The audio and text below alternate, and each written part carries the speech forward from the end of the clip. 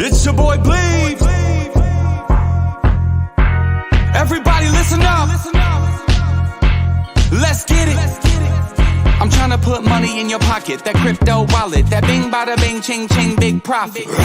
Even when the market's sideways, I'm looking for ways to get paid. I'm checking my coins around breakfast, then again around bedtime. Bet this, it's not financial advice, but I'm always. It's been a long day, I mean a long week, maybe a long year, so let's get something clear. We're gonna stock up on some party favors later on. Tell everybody they're invited, you should come along. Best to bring your good foot, ladies gonna be dancing on the ceiling. Cocky and appealing, possibly revealing. Getting sideways like a bridesmaid as she vibrate. If you a lightweight, hope you hydrate.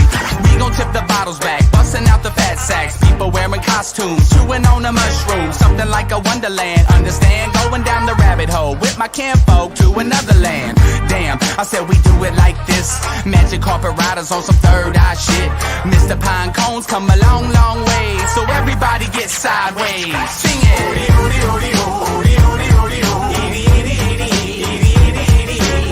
I can't wait till Friday. Everybody's getting sideways.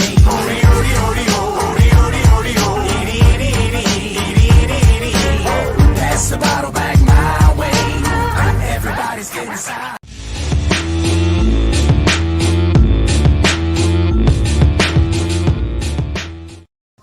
What is going on, believers? I hope everybody's having a good night. Instead of bedtime with Bleeves, we are having Bolix with Bleeves. This is the night. I've got Crypto Bolix in the house. Hope everybody's having a good evening. Crypto Bolix, why don't you lead off? How are you doing, my man? I am good. Just responding to a tweet. Planet Mose was like, hey, why say a token with real world utility instead of just saying what the actual utility is? So I said it would be too many characters. You can't, the way that I tell you what, I read the light paper. I agree with you. Yeah, it's too many characters to try to explain the whole thing. There's no way. It's impossible. It's just, well, we had a conversation today. You're big on quantum physics, and what's kind of cool was when you had talked to me initially about this, like when the quantum physics thing came up earlier today. You kind of already got the grasp of why the logo made sense. It's all concurrent. So for me to explain something in less than 10 to 20 characters for what the utility is, you'll see as we go in, you're like, oh, that makes sense. Yeah. When we say, real world utility, essentially we're talking real world assets. So it's not just one thing. It's dozens of things that make up of our utility and ecosystem. Not just the token. It's a full ecosystem that funnels and works in concurrent with each other. Hence, the infinity sign is the logo. But yeah, I want to just real quick to respond to his. I don't know if he's here or not, but I wanted to just put that on there. That'd be great. How you doing tonight? I am doing good, man. I'm doing my homework because I do a lot of stuff with Luna Classic, Volt. Stuff like that right now. And then I'm doing educational content for a website. So we're doing technical analysis, how candles work, pattern recognitions on candles, things like that. So I'm keeping myself way busy. And I am also becoming something of a wrestling nerd now. And there's wrestlers fighting each other in the background, like for real fighting, and just all kinds of crazy stuff happening everywhere. So that's really cool. This is been one of those weeks where you're just like, wow, there's just something going on every day. That's really cool. Yeah, I'm big into combat sports. So yeah, you're on my vibe with that too. It's not a combat sport, it kind of is. They're getting hurt. That's right. That's a physical that's a physical look. It's a physical act, right? Mm-hmm. So, and I know, like I watched a video the other day. It was a guy named Sammy Guevara. He's getting staples put in his head, and his whole back was just bruised up and down from whatever match he just had. So, yeah, I mean, it's a physical competition, but you already know who's going to win. You already know how. Yeah, it's already predetermined. I guess that's a good way to say it. You wouldn't. I mean, it's a combative sport in a sense, but it's already the theatrics, right? Yeah, exactly. You know who the winner is going to be, and now you just leave it to the actors to figure out how to tell the story. And then at the end of it, hopefully they put on a good story and everybody's entertained. Well, in the meantime, things got real for a lot, for some of these guys.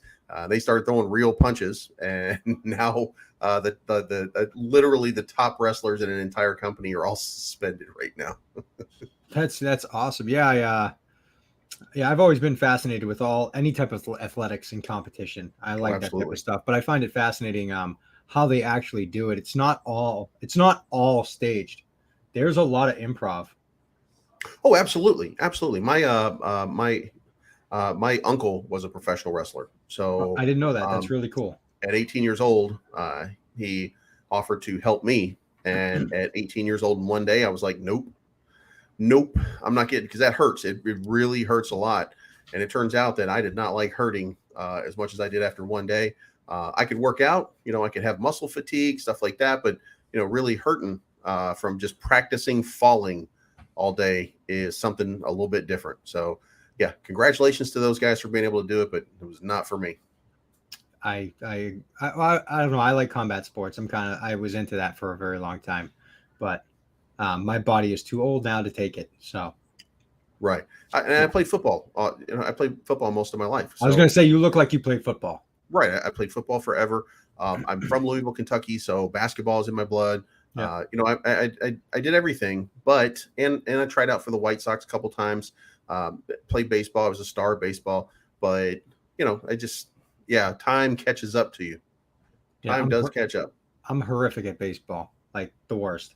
I'm terrible. Every other sport you named, I was really good at. Yeah. Baseball, I was so bad. The worst. I was good at wrestling. I was good at baseball. I was good at football. I was okay at basketball. I have a wide body, so I box out well. You know what I mean? Oh yeah, no, you can tell. I get rebounds. You got a pretty wide back, so exactly. So I play tough. Yeah, you're a big guy. So let's talk Bolix. What is Bolix? What's the anagram mean? Bolix, Bolix. So business opportunity, logistics, innovation, execution. Actually, a lot of people thought it meant like crypto balls or like the shit and things like that. The acronym is the acronym because that's what it laid out to be. Those are like the 5 key components when developing a business, and any true entrepreneur would actually know that. I just took the acronym and I made it myself. Yeah. And with my company, Alpha Bolix, which is a company that I had started in 2018, I wanted to add the acronym to it because I was kind of putting my own brand to it. Like, that's mine. I made that. No one else made it. I came up with it. And it's essentially branded to all the companies I ever started and bought and sold and whatnot.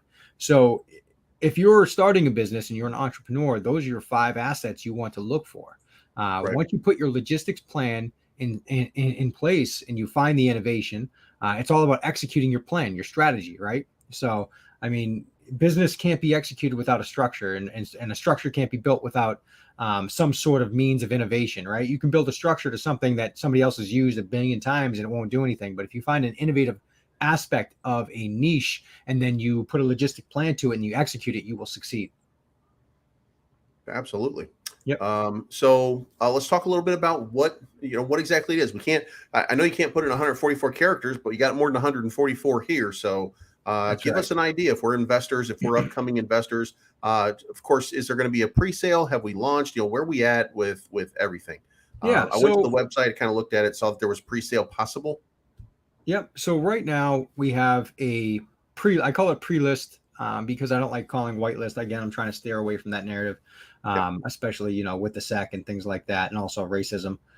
So I call it a pre-list. You can get on a pre-list right now to sign up for the pre-sale, which is currently active. We have almost 500 people on the pre-list, and they're already put on it, and they're just waiting to send their ETH over. They have 30 days or less now to do it.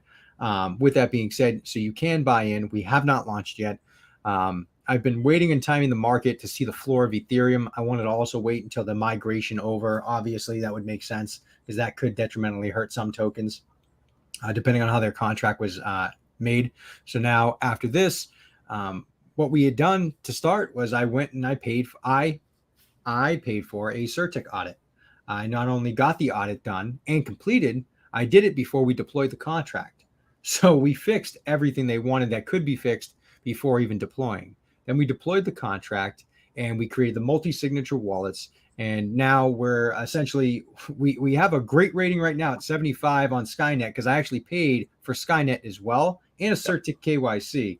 And to give a little bit of confidence to the Certic KYC for people, it's not just my name, address, and who I am.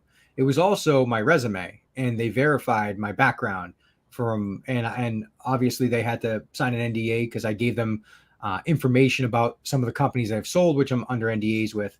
Obviously, some of these companies are actually one of them is huge, and I guarantee somebody in your family shops from that company now, but I made it almost 8 years ago. And it just blew up after I started with it. They ran with it. It was a drop shipping store that turned into a major clothing company. And it started with just importing and exporting from Alibaba and AliExpress. And then it moved to them starting to customize their own stuff. And now they have their own manufacturing facility that they utilize. I mean, it's really cool how they blew it up. But I took it from nothing, turned it to profitable, and then I retailed it for a set amount, which was pretty good. And then they took it to the next level. They had more money in marketing that they wanted to spend. I was just in the game of what they call serial entrepreneur. I wanted to just buy and retail. I wanted to build and retail companies. And I bought a couple and sold them as well, fix them, whatever the structure is, because a lot of people have too much overhead. So it just it takes a little bit of a cutting down on the overhead to do it. One thing I would definitely want to clear the air. People think I was an influencer inside of the space. No, I'm a well-respected businessman. I've been doing this for a long time. I came into crypto just because one of my assets was only on Twitter, and that's all they talked about, and all their updates were on Twitter. I couldn't get the assets anywhere else, so I joined Twitter. Once I joined Twitter, I realized that, well, something was like majorly wrong. I'm not going to get into it, but and that's all I'm going to say. Something was wrong. So the first thing I noticed essentially is most of the stuff is a Ponzi scheme. What that means is in a Ponzi, it's like a pyramid scheme, right? You have a guy at the top, and then you have guys below you that buy, and then you have guys below you that buy, and the money just funnels back up to the top, right? Everybody's getting paid, right? So the biggest holder is sitting at the top of the pyramid, so on and so forth. So the only way to really mitigate that, taking everything out of the equation, all crypto, all business, all everything. Well, for me, if I'm going to invest into a stock, like let's say Tesla, and obviously I'm not comparing it to Tesla. Everybody knows who Tesla is. Very easy to compare to. So token aside, everything aside, Tesla has a good business model. I invested in Tesla very early because I believed in their business model and what they were going to do. I knew that natural gases and different things like that were the narrative of the I'm not going to mention the political party, but a political party is going to keep on pushing the green, and batteries. And then you have this company with an innovative technology that other people can buy and sell and retail. So I invested. I did very well with it because it was intuitive and it was innovative. It was different and it was changing how the world sees it. But the reason why I bought into it was because it can make revenue. It can make money. All right. Now, if that makes money and I'm invested, there's a good chance I'm going to make money because this is profitable. Now, let's turn it to a whole different aspect. Now we've got a cryptocurrency. So how do I make this cryptocurrency profitable? Well, you'd offer multiple different aspects, which most people don't offer. And that isn't a dig at other projects. Every project's doing everything different. So some people are offering NFT platforms and NFT staking and all this different cool stuff. I'm not doing that. I'm not doing anything in Web3. I'm taking Web2 and bringing it to Web3. So I'm taking the revenue, the profits, I'm bringing it to Web3, and then I'm remarketing to the customers in Web2 to bring them to Web3, to teach them how to use Web3 so that they can buy our project, but also others, and diversify, because that's what I'm about. I don't want you just to buy my product. In fact, if you're thinking about the pre-sale today and you're going to buy 1.5 ETH and that's all you have, I'll tell you this: don't spend it all, save a little bit and diversify around different portfolios, some blue chips, some tokens and things like that, because that is the way it should be done and always should be done. You shouldn't hold one project. You should hold multiple projects. And then as they go up, you pick your profits and your market cap cycles. If they're too low, like micro caps, they're really low. So you'll pick like maybe not a price point, because you might not be able to grasp it with a fully diluted market cap versus just the market cap. Again, if I'm talking too fast, stop me. Okay, cool. So there's so much stuff into this that it's more to meets the eye. So it can come down just to your liquidity pairing when you launch, what price point you price your Ethereum to your token ratio, how many tokens are locked up. So like right now it says we're going to launch at a $2 million market cap.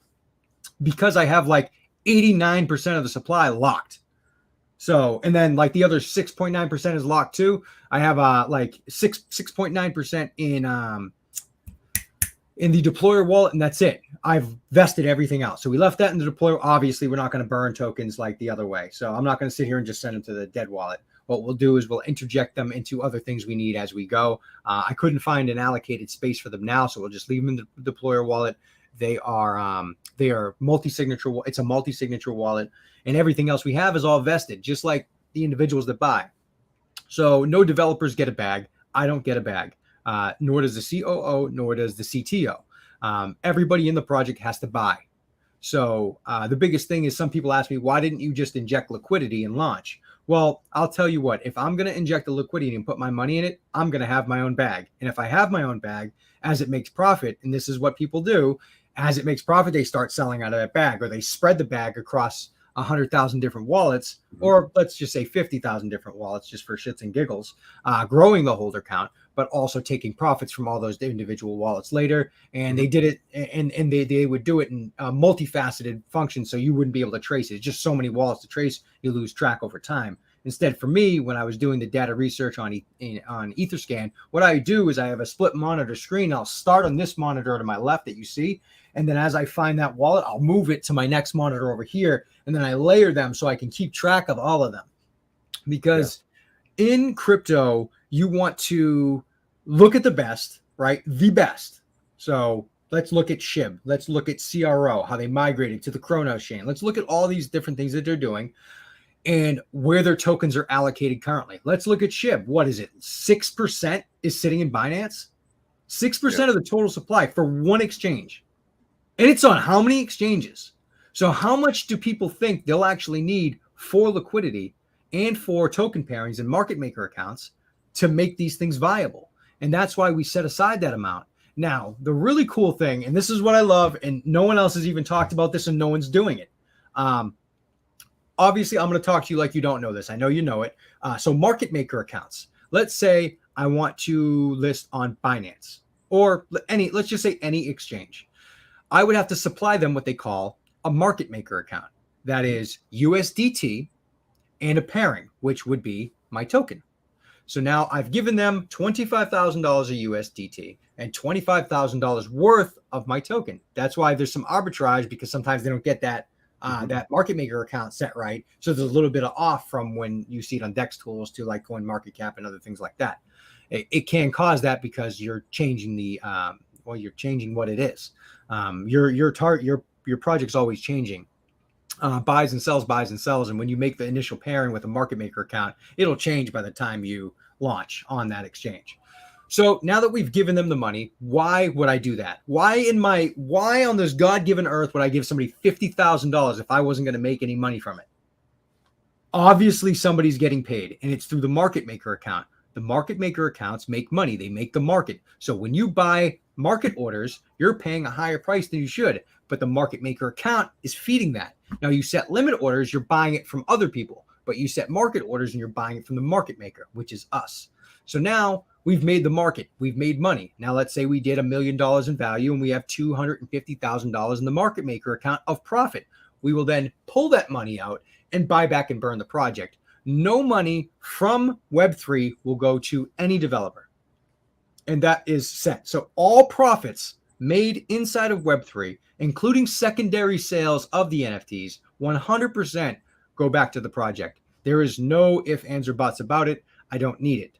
I will make money off the businesses. I know I can. I have done it a million times. I'm giving a business that's already been in business. And why am I doing it? And that's the other thing. Why would I ever do this? Why would I give 30% of my revenue? Well, because the ecosystem is going to fund more businesses, right? So that I don't have to pay for those.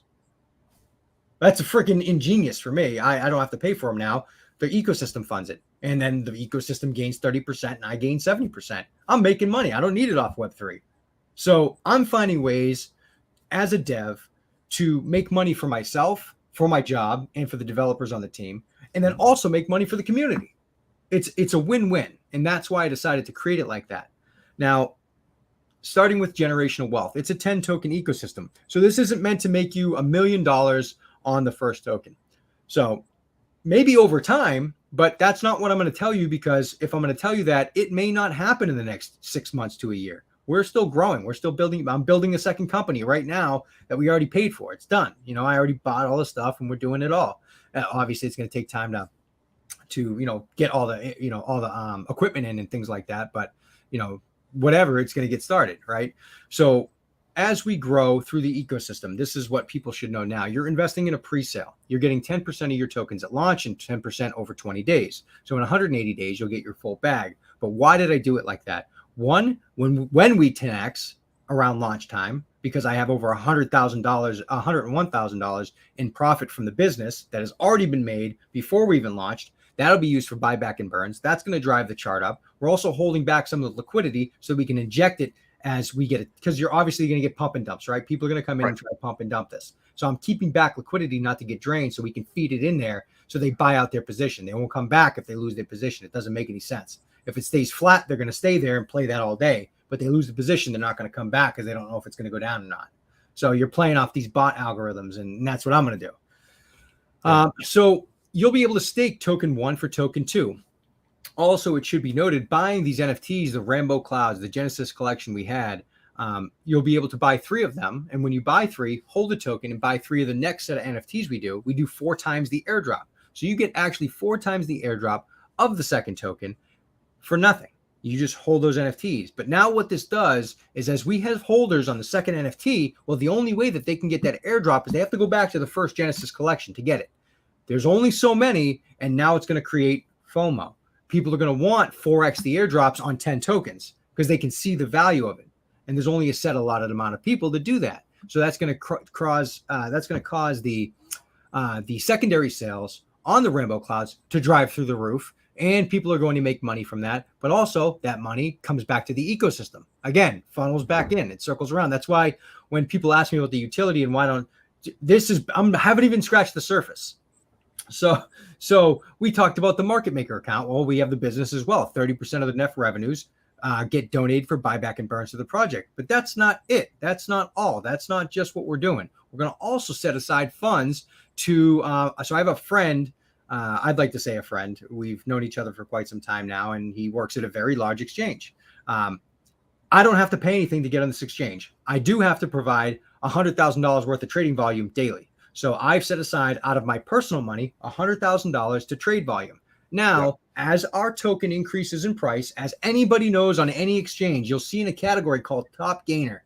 Now, on these big exchanges, they don't have a lot of these altcoins that see 700% in a day, right? They don't have a lot of that. They have it's like 6% and 8% and 10%, like the normal people that are trading. Like I trade, my ideal trade is to make 4% or more on my trade. Sometimes I'll make 2, sometimes I'll make 3, but what I have is basically set on an average of 4. If I make 4% on every trade, I'm good. I'm not using Uniswap. I'm talking not trading altcoins. I don't care. I trade blue chips, and that's what I do. I don't trade. I buy the altcoins and I hold those because I think that whatever I invested in as a startup is what it's going to be in the future. So I'm not investing because I'm trying to sell right now. I'm investing in the thought process, the developers. I'm investing in what they're going to create inside of Web3. And could that pose value 10 years from now? So I'm thinking long-term. I'm not thinking a year is long-term. A year is not long-term. A 10-year investment's long-term. 5-year investments, mid to long-term. 2 years is short-term to me. But obviously my opinion. All right. Well, I've touched on a lot of stuff. So if you want to pick that apart, so we'll start off. Let's start off with the most basic part. It sounds to me like what you're that the principle behind what you're trying to do here is really something along the lines of what Hex does. Is you're trying to help people understand how important it is to delay that gratification and not look for that gigantic move in the beginning. Because I can tell you right now, if you have a pre-sale, that's why I asked pre-sale, because that's what people are looking for. That's what the people are looking for in any pre-sale, is to try to get whatever a big amount they can and then just move on. And like you said, really that just plays out like a Ponzi scheme. Yep. For everybody that's involved. And that's why if there's a maximum of 5 ETH, that's why somebody puts in a maximum of 5 ETH, because they can get their 5 ETH out with maybe an ETH profit and leave like 1 or 2 in, and they look like superstars, but they've actually drained this pool of just a little bit, and now you have less money in the supply. So yeah, this seems like a much more sound philosophy, and the only question is selling it to people, and it seems like you have the energy to do it. So I mean, is that what you're looking to do, to delay that gratification and kind of teach these people? Because it seems like you've got a dedicated group of people that are starting to or do understand exactly what it is that you're trying to accomplish here, especially when the fact is you're throwing around, you can help do the pump on the token. You've already got 101,000 in profit to do buybacks and burns. You can burn supply. You can do all kinds of different things to keep this price moving, but nobody has a bunch of tokens. Everybody's got just a small supply of tokens, and they get to watch this thing go up and up and up and up and up. And, at the end of this, I think this probably ends up being one of those big lessons that people learn in crypto, that this is what you're supposed to be doing, not all of this other stuff. You get it. That was literally, I mean, so weird. Yeah, that's exactly. Were you on my space earlier? No. Yeah, I'm trying to create a legacy. Yeah. I'm trying to be remembered. When I die, I want people to know what I changed. And I'm serious. That's exactly what I'm going. I'm literally. Where is it?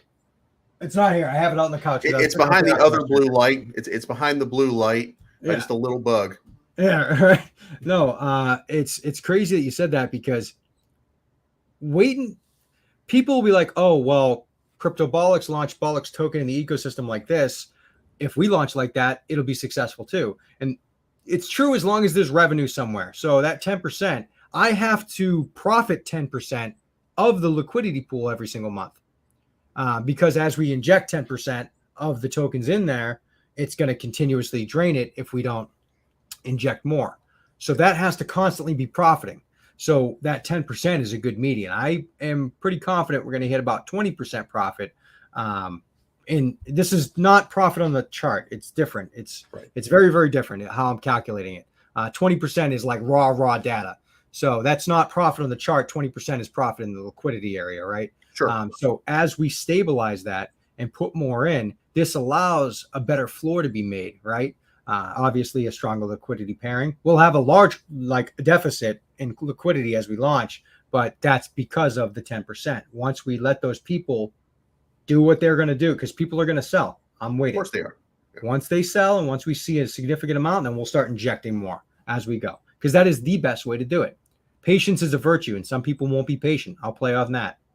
People aren't patient. Who's the patient man? That's the person that wins. And I'm patient. I'm not in a rush. I've done this. If people want generational wealth and you want it tonight, go play the lottery.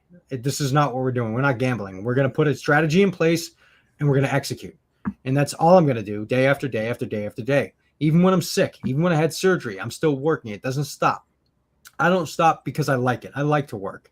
It's always, I'm good at it. I grew up poor, right? I don't want to be there again. So I just continuously work. I work because I got to take care of my family. I got to take care of my daughter. I bought a puppy. I have to take care of my puppy. I have to pay the bills. You have to take care of your family. And then Mr. Joe Smith needs to take care of his daughter and put her to school. How can we help him? How can we do this so that we can help others and also make money? Well, let's just allow them to take a little bit of profit at a time. Inject more. If they want to stay longer, they make more money. It's simple as that. What is incredibly hilarious is you actually hit on something that was very real in this space for a while. When you ran out of utilities, remember there's basically in Uniswap, in the degen sort of community, there's basically 11 utilities that you can possibly have, right? And then when those kind of dried up and everybody, when you stop making money on, I'm going to create my own swap, when you stop making money on, I'm going to create my own NFTs, and et cetera, you get down the line, there were literally tokens that were coming out not too long ago.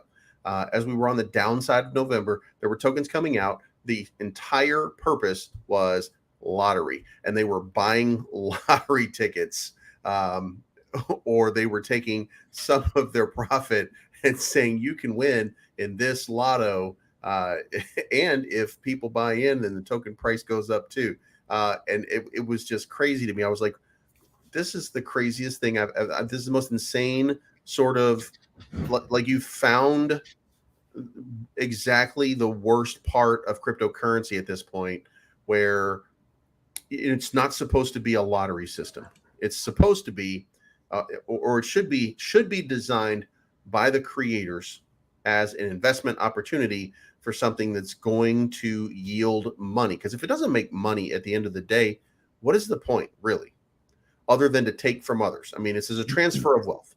And if we're all educated and we know that, then the question then becomes, how do we create use instead of just taking money from people?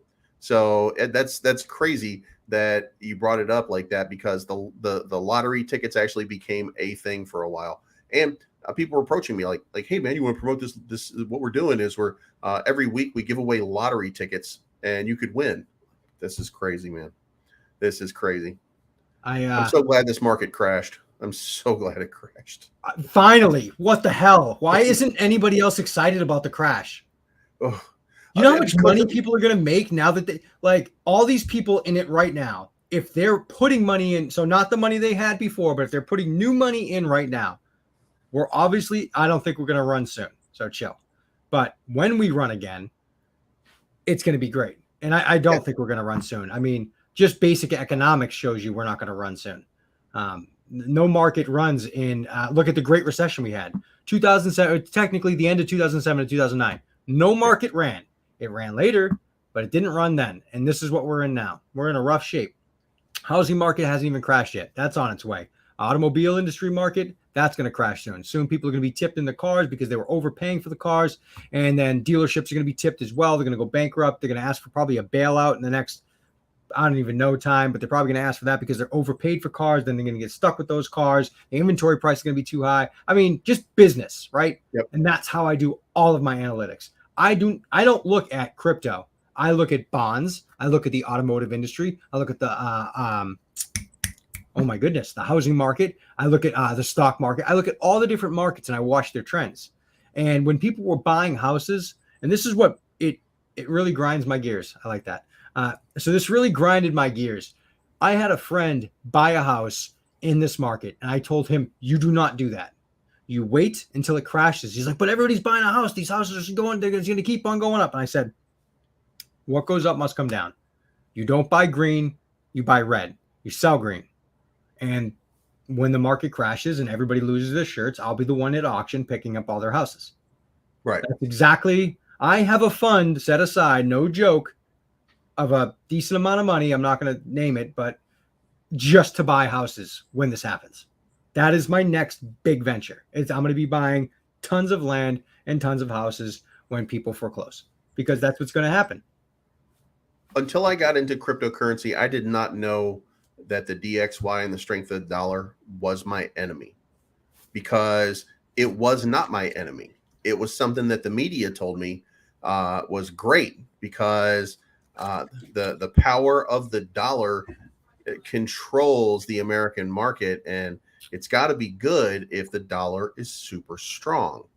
And you don't get into the underlying issues of, even if the dollar is strong versus the other world, it doesn't matter if you're still doing bad. It just means you're the best of the worst. It doesn't mean you're doing good. It just means they're doing worse than you. And it never really dawns on you until you start to see the market fluctuation. Like, if anybody here doesn't know, by the way, if you're not in tune with it, if the DXY goes down, buy Bitcoin. The moment you see the DXY start going down, buy the shit out of Bitcoin. And then when you see the DXY going green again, sell your Bitcoin. It's not even more complicated than that. Like that is exactly how you can do it right now. And there's no other mechanic to it. So, but you don't know that until you get into this business, and until you start seeing that, the what you believe about America, about the American economy, what you believe about capitalism, none of this stuff is real. It's all what you made up in your mind. It's all what you think. I like you a lot. A lot. I do. I like you a lot. I feel like we could just have a whole conversation about this stuff, and just, I feel like you're a person I need to, where are you at? I'm going to fly to see you, and we're just Chicago. I'm not going to Chicago. Sorry. Yeah. I'm not getting shot. I'm good. Hey, it's okay, man. You can go there and you don't get shot. Are you sure? What gang If are I you get in? shot, there's going to be a lot of people not What happy. gang? What gang are you in? I'm in this guy. I'm this guy gang. Exactly. You're safe. Okay, cool. Uh, guys like you are walking around all day not getting shot. It's during the evening when you But the might have news is drugs telling or you me. might have something that somebody else wants. But the news is telling me that everybody's getting shot. It's the same thing as I'm capitalism. just messing with you, The man. news just tells you what they think you want to hear. Yeah. They tell you what sells copy. You know, That's what I try to tell people. They're selling advertising space in between their news media. They need to get as many viewers as possible to get paid as much as possible for advertising slots. Mhm. So obviously they're going to tell you, yeah, they're going to bait and click you. That's what emails do. That's what everything do. The media is market. It's a market. It's a business. They get paid. There's two things in this world that I really don't like. Number one is the media, and it doesn't matter what media it is. It's the media, because it's broken. It's been broken, and it's not getting better. And number two is Milton J. Friedman. I know he's from the University of Chicago, but I hate that son of a bitch because, you know, I mean, go back in time and life was different. Life was different before we became a shareholder capitalist society, when we were an employee capitalist society, and we took care of our employees and we took care of the people that worked for us instead of taking care of the shareholders who wanted to invest. Then this country was a little bit different, and the values that we shared and that we had were a little bit different. And when we started to squeeze the people who make the money so that the people at the top made even more, and we just blamed it on the average investor, well, that changed the way this world is. It really changed at its core what capitalism became. Again, I like you. You have, how old are you? 50. Okay, that makes sense. Yeah. Yeah. I've been around for a while. That makes sense. You're educated. You can tell you have what I would call wisdom, right? There's people that are smart, and there's people that have wisdom. There are people that have experience in life, and experience is the only thing that can get you to where you know what you just said. Yeah. Once you experience, you probably had a pretty crazy life, I'm assuming then. I'm not allowed to post any of that on YouTube. All right. Now it's the party. Yeah. So when are you looking to get launched? I mean, you know, I know what you said, that the market, now, by the way, I said in August that in July, we really turned the corner and that we actually started the bull market. Then I said, you know, it's going to be 3, 4, 5, 6. Like it's not just because it started, just because, you know, whatever little thing that's supposed to ticked over doesn't mean we're starting this parabolic run, because, you know, it took like 6 months after it really started the last time before we even got a green month, but we could see it on the charts. Yeah. And I think that in November, once this election is done, then, you know, people are enraged right now. People are nervous right now. People's money is, you know, everything that's been happening in politics, in the media, everything's got people nervous. Plus, you take into account money, and the Fed is doing no favor. And I got a feeling that, by the way, for anybody who's interested, tomorrow you're going to see a nice run for a short period of time, probably in crypto and in the stock market, because I have a feeling that Joe Biden called Jerome Powell and said, "Hey, Jerome, you motherfucker, I'm trying to get people elected, son. And if you keep fucking up these markets, then I'm not going to get anybody reelected. So you better say something good, and you better say something nice." And I have a feeling that they had one of those conversations, maybe not using the words I used, but I have a feeling that Jerome Powell is going to be less hawkish, because I think that he realized, and I think that everybody realized, he kind of overdid it last time, even if he didn't really overdo it, because there's a lot of concerns in the market. So I think we're going to get a little relief rally for a couple days before the next, before the next shoe drops. Well, yeah, I think it's going to be some time. Again, like I said, about 4 or 5 months ago, I was posting about, it was going to be about 12 months total time when I said that about 4 months ago. So that would be pretty much on point. And the reason why I said that is because, well, I'll tell you, my electricity bill went up 112%.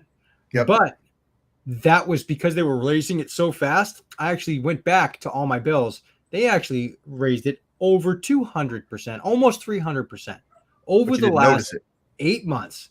Mhm. So my electricity bill was $1,208 for 1 month. Yeah. Now put that on the general public and the people that live paycheck to paycheck.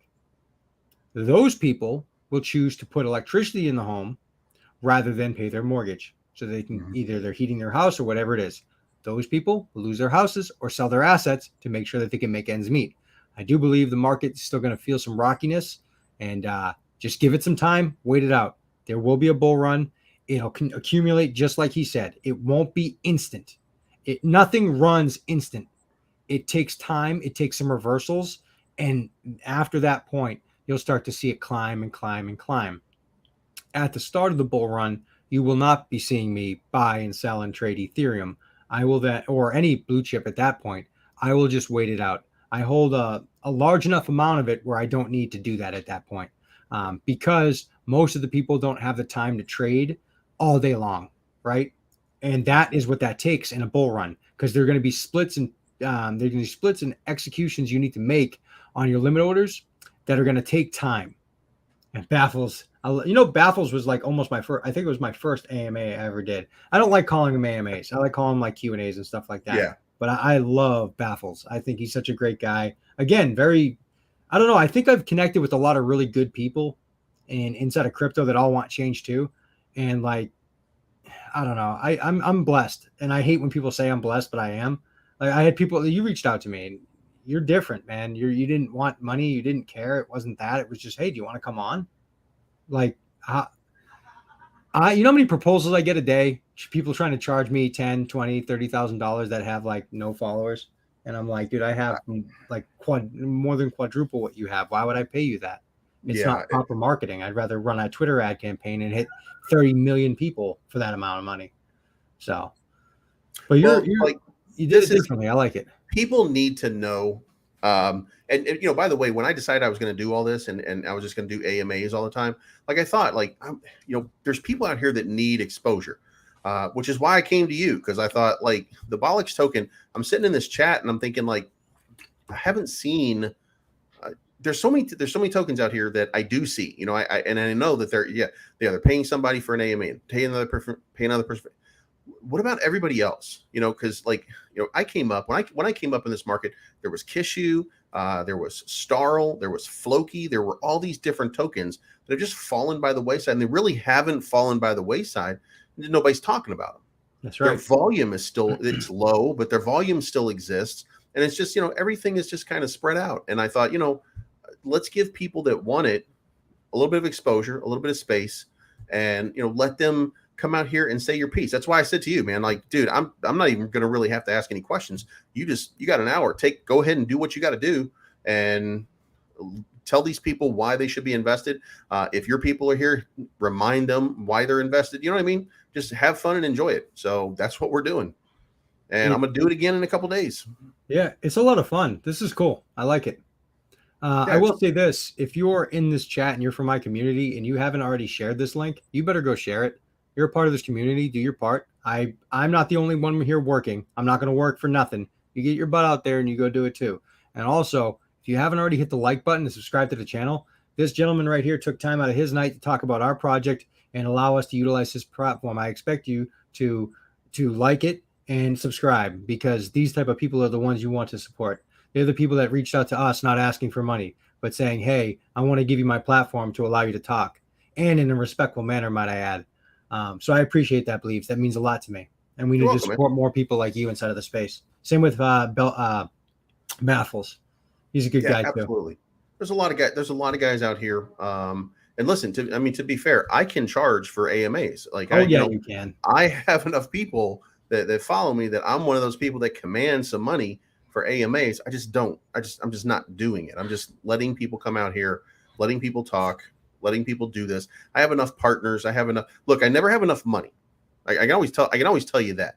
I'm never going to, if somebody gives a donation or a tip or something, keep that. I'm sending it back or anything like that. Like, if somebody sends money, I'm taking money. If somebody tips the crypto wallet, I'm taking the tip from the crypto wallet, but I don't need all of that. What I need is a better community, which, by the way, is why I'm partnered with a company called, and I don't know if you know about it, Crypto Bolix, but I'm partnered with a company called Deconnect, which it's just an educational platform. And I'll show it to you afterwards because I don't want to talk about it during your time, but it's an educational I don't mind. platform. Go ahead, man. Is it a token? I'm cool. I'm doing educational content on how to read. Right now, I'm doing technical analysis, how to read green candle, which I call, to make it easier for people, like a bullish green candle or a bearish red candle. And you know the difference between green and red, it's bullish or bearish in the hour, in the minute, in the second, in whatever period of time that you're watching.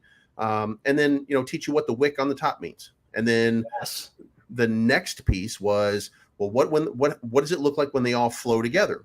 What does because there's Forex patterns, and what's a symmetrical triangle?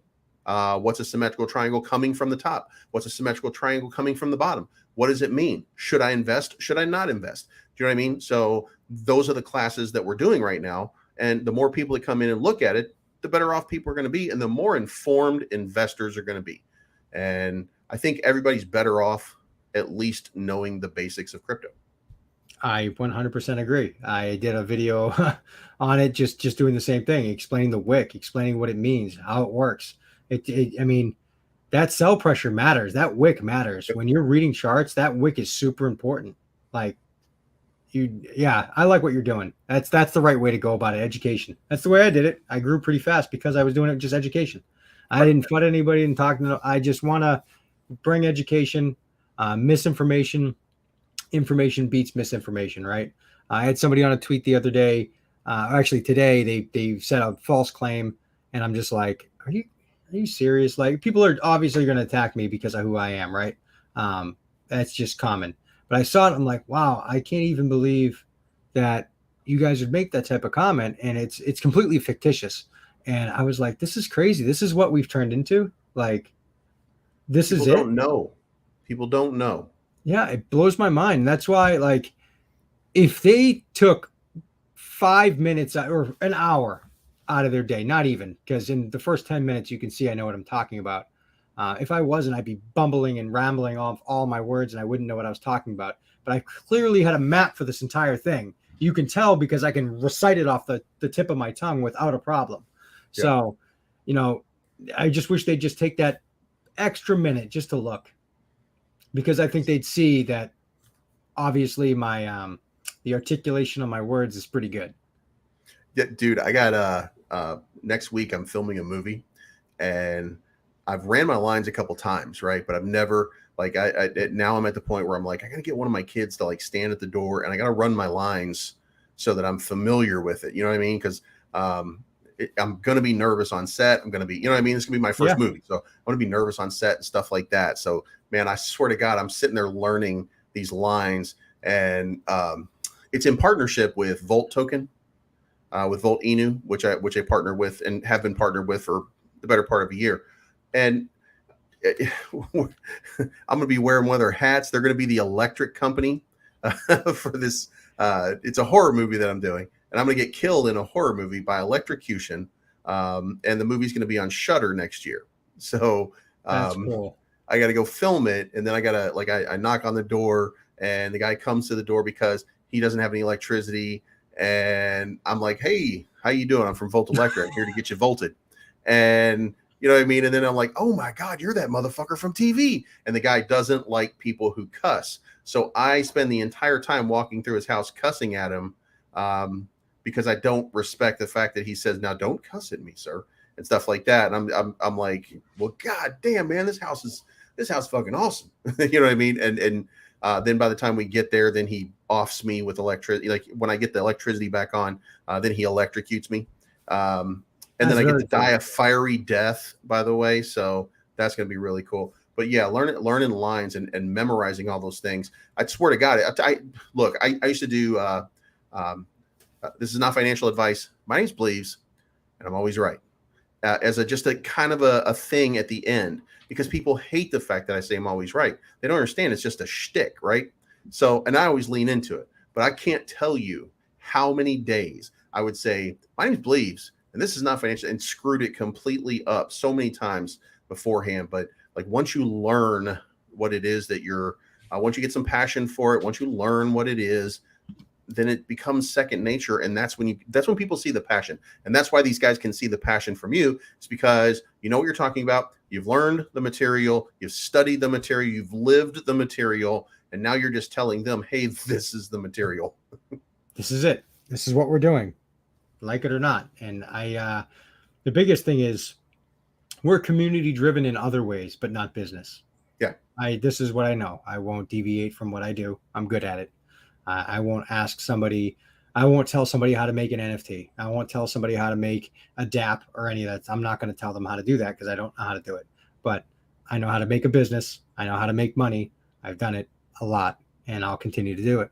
And I thought you were going to be a villain in a Batman movie. I'm not going to lie to you. I swear, I was going to actually ask you if you're going to be in a Batman movie. They haven't made one. They made one recently, which I don't like the guy they used, but it is what it is. I don't like the guy that they use either, but I absolutely love that movie. It was a great movie. His presence is just crazy until he takes that mask off, and then it's kind of weird. It ruined it. The moment because he just reminds me of a glistening vampire, and it just ruined it for me. And he did good. I mean, he's a great actor. I think he did a great job. But just knowing that I saw him in a Twilight movie that my girlfriend forced me to watch with a glistening body, glittering, it absolutely wrecked it for me. I expect Batman to be stacked. I want him to be like ripping out of that damn thing and just ripping dudes' heads off. And then for me, it's like a vampire guy. He's glistening. Like, that's not masculine. Batman's a badass. I feel like they could have gotten away with it if they had made him a little more professional and almost like a businessman instead of, because he was really kind of emo. So that 15 or 20 minutes of where you were dealing with Bruce Wayne instead of Batman, which is thankfully it was very little, but that little time that they did, it always just felt kind of weird. But other than that, man, that was a great movie. Like I was really surprised that I liked that thing. So I agree, man.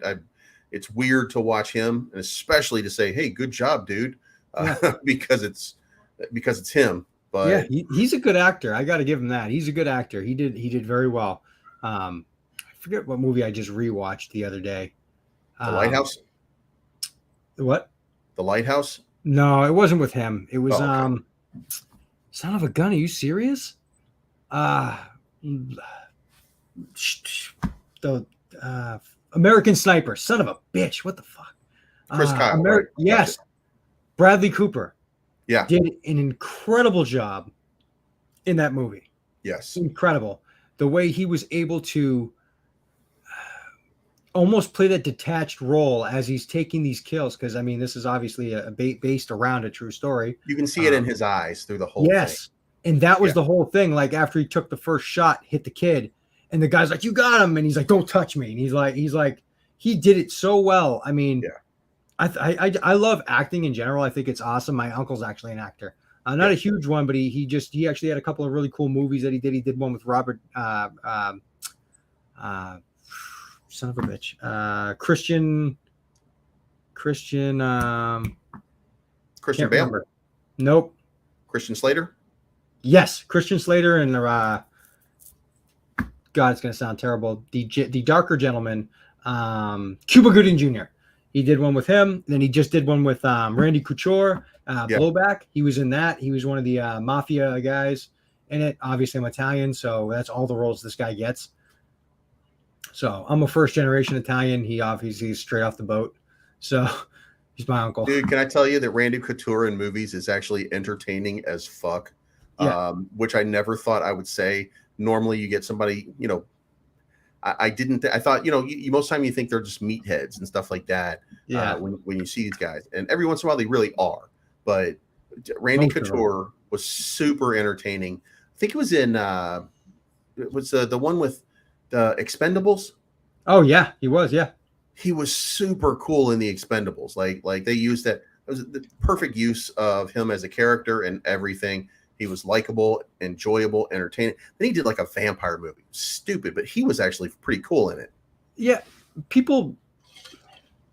I miss the way it was. I love Greco-Roman. Like I have a sleeve, and Greco-Roman days were like my thing. Greek mythology. Men were men, right? Cauliflower ears from battle, all that stuff. So even though you may get to that level of him being like kind of like not a juice head, but just a big dummy. Yeah. After you've been hit a lot in the head, that does happen. And I'll speak freely to that. I had a severe concussion. I used to be one of those. I used to do Muay Thai, like and mixed martial arts. And Muay Thai, I competitively fought. And after my last concussion about 2 years ago, it put me in a wheelchair. It took me till like almost a year ago to get my bearings back to where my mind would function to the degree it needed to be. And after that, I was like, I can't jeopardize this anymore. My mind is what makes me money.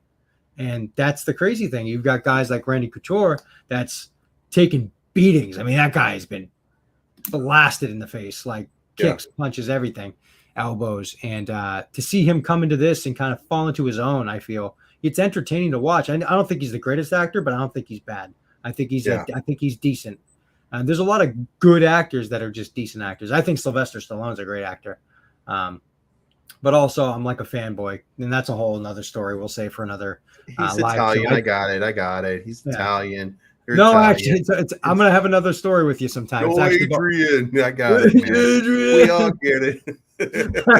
Shut up, man. You suck. Oh, have you ever heard of, by the way, since you're into Muay Thai, have you ever heard of Chai Earsmith? Yeah. He was a champion. Okay. I used to go to the gym with him. You serious? I live right next door to Lansing. Yeah, I'm in Chicago, and he moved here. He's living in Chicago, and he owns a gym like down the street from me. So it was really His weird. gym in Chicago? It's Active Edge. It's in Lansing. Okay, but that's where he trained. That's where he was training people for Muay Thai. My bad, dude.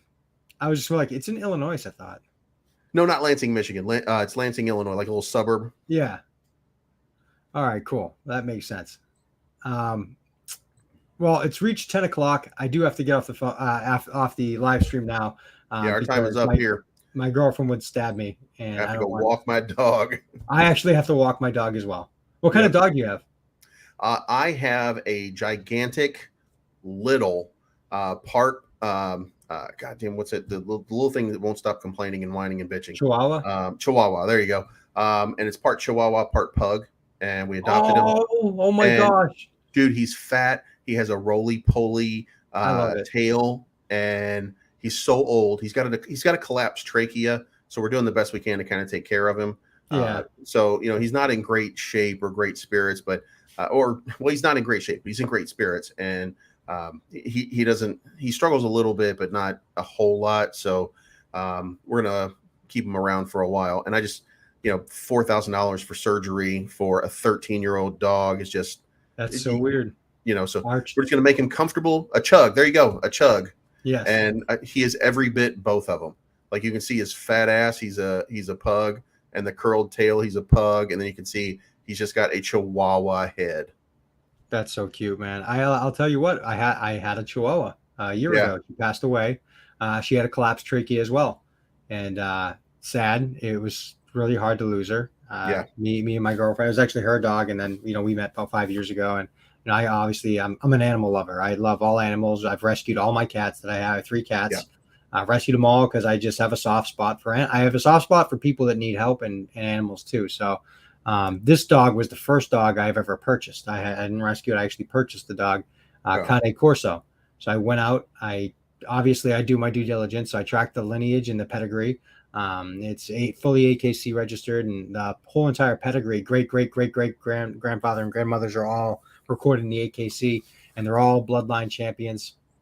So I bought this dog because I for the longest time I've wanted this dog, this specific dog, all black, and I purchased it, did a lot of due diligence, and I'll tell you what, I'm extremely happy with my purchase. I love animals, and to give this dog a good home is really going to be, it's going to be great. It's going to be a great addition for my daughter, and for the household, and also for me as well. I don't do much. I don't have a lot of friends. I mean, I have a lot of friends, right? But I don't go out. I don't really drink. I'll have like a drink once in a while, but I don't drink. It's just not for me.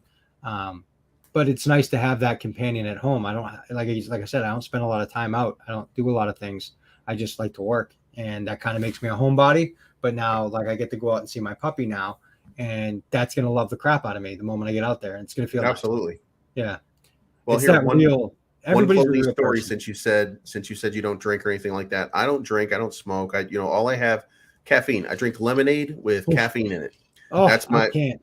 If you that's my want to see vice. Crypto Bolix, aka Derek, have a heart attack, give me caffeine. I can't even drink coffee. This energy level is me all the time. Well, one of my guys from he's got a website. He sends me gummies, and they're Delta 8 gummies, and Yep, Delta I'm 8 familiar. is a shoot off or an offshoot of Delta 9, which is THC. Yeah, And which is there's the my dog. site. He's starting to cough. So I said, you know what? I can take it. No big deal. And I take one gummy, and and like 15, 20, 30 minutes later, my show starts at 8 o'clock. And if anybody wants to go look at my live streams about 2 weeks ago, and you'll see one stream that's about 11 minutes long. And you can skip through the first 6 or 7 minutes. And when you get past minute 7, just get ready for laughs, because like at some point my brain just absolutely disconnects, because I don't smoke weed. I don't do, you know what I mean? I don't do Yeah. anything. My body can't tolerate something like that. So just all of a sudden I'm sitting here and I'm like, so anyway, and then we're like, and then I just go silent and I'm reading something, and I'm like, I think I'm just reading to myself, and I just like, I'm like, and I can't even form words all of a Can you sudden. pin it in here? I want to see it now. And Don't then mess I'm with me. like, Don't tease me like and that. then I'm like, guys, I'm not feeling very good. I gotta go. But yeah, I mean, I was knocked out. Like it knocked me completely out. And then I was like stammering through the end of that last minute, just trying to figure out what I'm supposed to be saying. I am such a rookie when it comes to that stuff. It does, but that's what I'm talking about. I don't like my mind like that. My mind is dialed in, and if I go like that, my mind will detonate. I'll have I tried to, use pot and stuff like that to try to calm my mind down, because it goes crazy at night sometimes. And I tried for a little bit. Some of it worked and some of it didn't. And then though some of it didn't, made my nights really bad, because it made my mind a little out of control, which means I was out of control. But it's 10:03. Yeah, you guys go do your thing. You The can't link even right see there, her. if you want to see that video, is in there. I just put it in the chat, so you I'm can save it copying for it later right if you want to now. go watch it. Just skip through towards near the end, and then you'll see me just start to evaporate in front of your eyes. I can't wait to watch this. People, you'll see people all day long like roasting me on Twitter over it. They're like, "Oh my god, I can't believe I saw that." I can't wait. This is so great. So what, like 9 minutes? I put it at 9 minutes. Yeah, like the 9-minute mark, you can just start watching, and you're just like, and you just see a change come over me. Like you see me now. This is who I am. I spend an hour in the morning and an hour in the evening doing what I'm doing right now, and then all of a sudden you're going to see me in just a second just start, and I'm talking, and then all of a sudden I think I don't even know what I'm saying, and then I just stop talking for a few minutes, and I'm just staring. I'm just going to make that a GIF. What am I going to do next? I'm going to hire and make somebody make that a GIF, so that anytime I don't know how to rebuttal something, it's just going to be you in a GIF, not knowing how to. So I got to go, guys. But could you mind if I do a closing statement? Yeah, go for it. Go for it. Floor is yours. Everybody knows this is what I say at the end of my spaces, and I'll say it again. We're all experiencing time at the same time. Believes is experiencing his life. I'm experiencing mine. We're all experiencing time, though we're different time points in our life and ages. Remember that we all have different lives to live, but we're all still experiencing that life together. And if we can make somebody else's life better, we should. So you traded the most precious traded commodity there is, and that's your time for education about the project. So I want to thank you for that. I want to tell you that I hope it was well worth your time and your asset traded. And I hope that you do join the pre-sale. And all you have to do to do that is just join the Telegram, and then ask for the pre-sale, or the pre-list, or the pre-sale, and we'll add you to it. I'll get those wallets added tonight, and then you'll be able to contribute. We have not gone public yet. I want to save it for mostly pre-list, mostly for like a whitelist pre-list. I want to try to do it mostly like that. I know it'll be slower, but it'll be more stable. We will look at some of the wallets, make sure they're not any funny business going on. We still have some vetting we can do. Right. So thank you so much, Bleez, for your time. Please, everybody in here, subscribe, like, share this video. Let's get some views on it. That is important. It's important for us, but it's also important for him. And we take that into account. And then I believe, send me your ETH address. I'm going to send you a gift. Okay. And then for all of you that know me, then you know how it goes. This is not financial advice. My name's Bleaves. I am always right. And crypto Bolix in the house, Bolix token, that's where it's at, guys. So you guys have a good night, and we will talk to you again for Breakfast with Bleaves, 8 a.m. Central Time tomorrow. Have a good night, guys.